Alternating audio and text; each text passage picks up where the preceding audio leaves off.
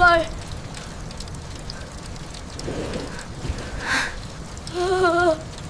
제발. 세상에서 가장 비싼 집이 어디라고 생각하시나요? 누군가는 강남의 초고층 빌딩을, 누군가는 한강이 내려다 보이는 펜트하우스를 떠올릴 겁니다. 하지만 여기 그 모든 걸 가졌음에도 집으로 돌아가지 못하는 사람들이 있습니다. 경기도의 한 신도시. 이 지역에서 가장 잘 나간다는 치과 원장 한예진 씨입니다. 40대 초반의 나이, 완벽한 커리어, 그리고 3년 전 분양받은 최고급 펜트하우스 입주권까지. 그녀는 남들이 부러워할 모든 성공의 지표를 손에 쥐었습니다. 환자들 사이에서도 그녀는 부러움의 대상이죠. 우아하게 환자를 배웅하는 혜진 씨. 하지만 퇴근 시간이 다가올수록 그녀의 미소는 미세하게 떨립니다. 병원 문을 나선 그녀의 외제차가 향하는 곳은 번쩍이는 펜트하우스가 아닙니다. 외벽 페인트가 다 벗겨진 낡은 아파트. 그녀의 차가 좁은 주차장을 헤맵니다. 사람들은 묻습니다. 왜 그 좋은 집을 텅 비워두고 여기서 사느냐고. 혜진 씨는 그저 웃고 말죠. 애들 학교 문제 때문이라고요. 하지만 그건 새빨간 거짓말입니다. 문을 열자마자 지옥이 펼쳐집니다. 거실 벽면을 가득 채운 화이트보드. 거기엔 아이들의 스케줄이 분 단위로 빼곡하게 적혀 있습니다. 혜진 씨에게 이 스케줄표는 무너져가는 가정을 지탱하는 유일한 밧줄이지만 아이들에겐 이건 숨통을 조이는 올가미일 뿐입니다. 혜진 씨는 순간 숨이 멎는 것 같았습니다. 자식이 눈에서 처음으로 짐승의 증오를 보았기 때문입니다.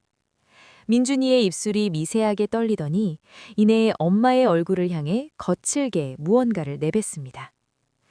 완벽했던 치과 원장의 얼굴에 아이의 침이 흐릅니다. 혜진 씨는 주저앉습니다. 3년째 비어있는 그 화려한 펜트하우스. 진짜 유령은 바로 이 낡은 집, 상처 입은 아이들의 마음속에 살고 있었던 건지도 모릅니다. 얼굴에 흐르는 침을 닦아내지도 못한 채 혜진 씨는 그날 밤 한숨도 자지 못했습니다. 거실 거울 속에 비친 자신의 모습이 마치 낯선 타인처럼 느껴졌기 때문이죠. 하지만 혜진 씨는 무너지지 않았습니다. 아니, 무너질 수 없었습니다. 그녀는 믿었습니다. 이 모든 게 아이의 일시적인 방황일 뿐이며 더 완벽한 통제만이 이 사태를 해결할 수 있다고 말입니다. 어제 일은 사춘기라 감정 조절이 안 돼서 그랬다고 생각할게. 대신 오늘부터 스케줄 좀 조정했어. 대치동에서 새로 오픈한 스파르타식 수학학원이야. 거기 가면 너도 마음 잡을 수 있을 거야. 사과 대신 내민 건 새로운 학원 입학 테스트지였습니다. 혜진 씨에겐 이것이 아이를 향한 최선의 배려이자 치료법이었죠. 하지만 민준의 반응은 그녀의 예상과 완전히 달랐습니다. 수도권의 한 유명 학원가. 혜진 씨는 민준을 이끌고 소문난 족집게 학원을 찾았습니다. 그런데 원장실에서 들려온 말은 혜진 씨의 심장을 얼어붙게 만들었습니다. 원장님, 저희도 소문 들어서 압니다만 민준이는 지금 레벨 테스트가 문제가 아닙니다. 지난번 학원에서 다른 애들 책을 찍고 고함을 질렀다면서요. 저희는 이런 아이 감당 못합니다. 다른 데 알아보시죠. 전문직 원장으로서 어디 가도 대접받던 혜진 씨였습니다. 그런 그녀가 고개를 숙이며 사정합니다. 돈은 얼마든지 내겠다. 우리 아이가 머리는 좋으니 잡아만 달라. 하지만 돌아오는 건 차가운 문전박대뿐이었죠. 집으로 돌아온 혜진 씨를 기다리는 건 여전히 이어폰을 낀 채로 현실을 외면하는 남편 진우 씨였습니다. 혜진 씨는 결국 폭발하고 맙니다. 당신은 도대체 이 집 식구야 아니면 손님이야. 애가 학원에서 쫓겨나고 괴물 취급하는데 어떻게 게임이 손에 잡혀? 당신도 똑같아. 저 유령 같은 펜트하우스보다 이 난장판인 집이 더 편한 거지. 당신이 애를 사육하니까 그렇지.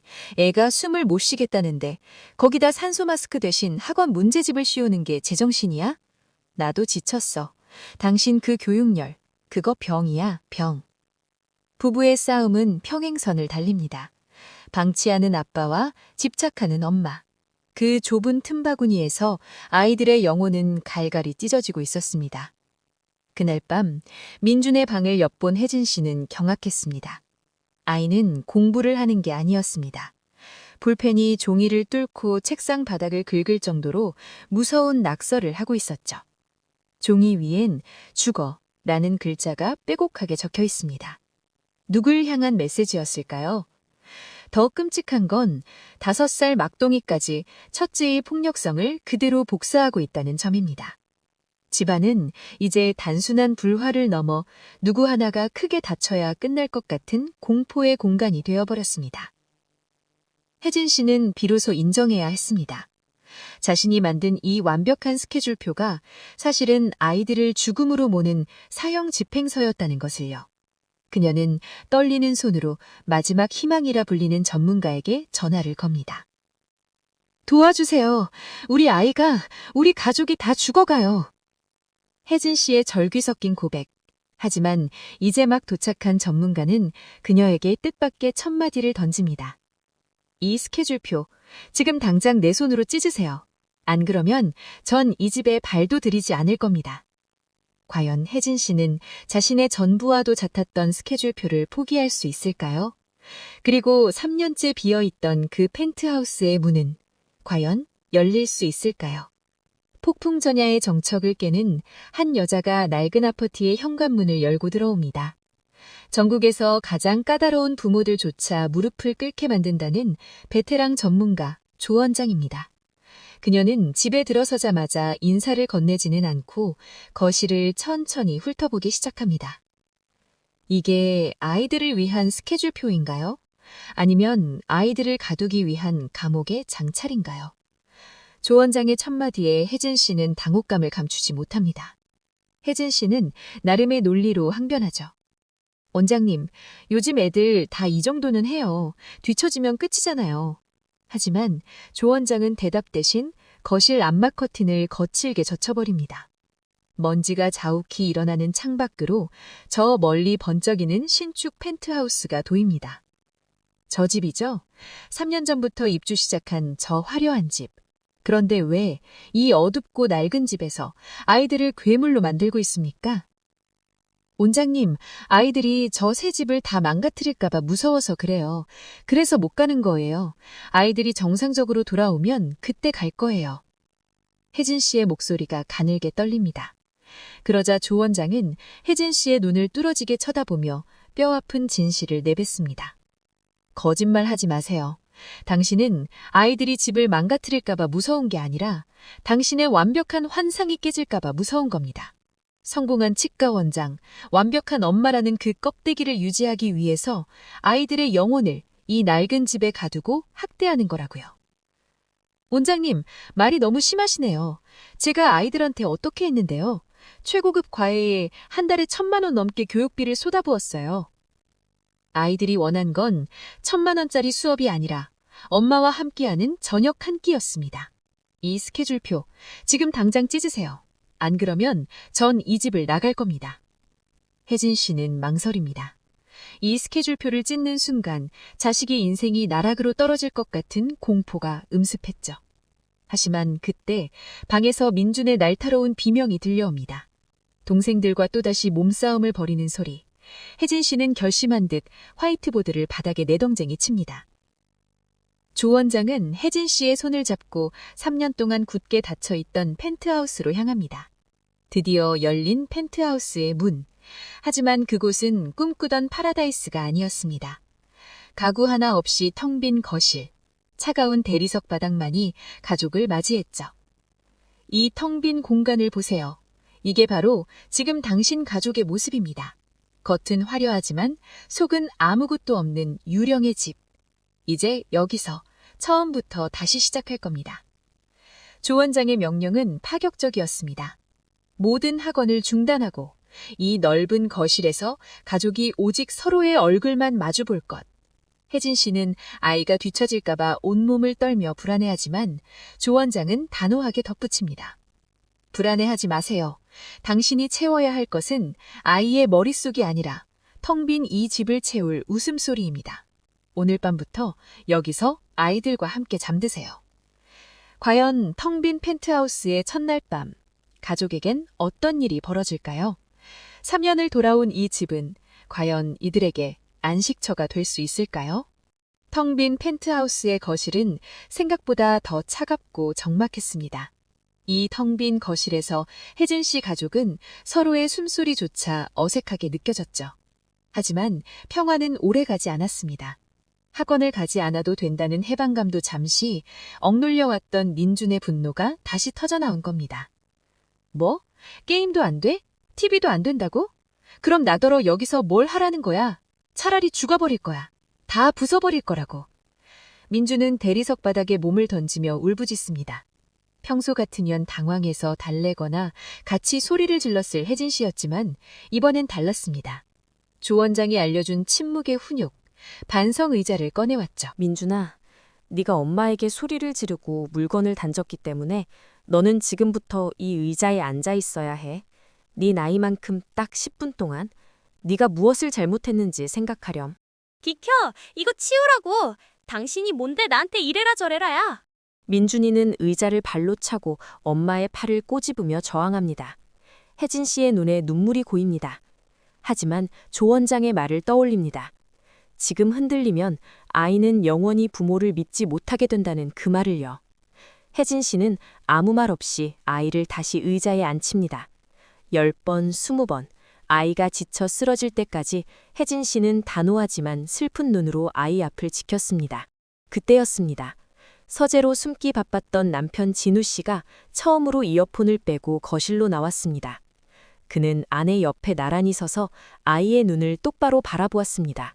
민준아, 아빠도 이제 안 숨을 거야. 네가 힘들었던 거 아빠가 몰라줘서 미안해. 하지만 남을 다치게 하는 건 안 되는 거야.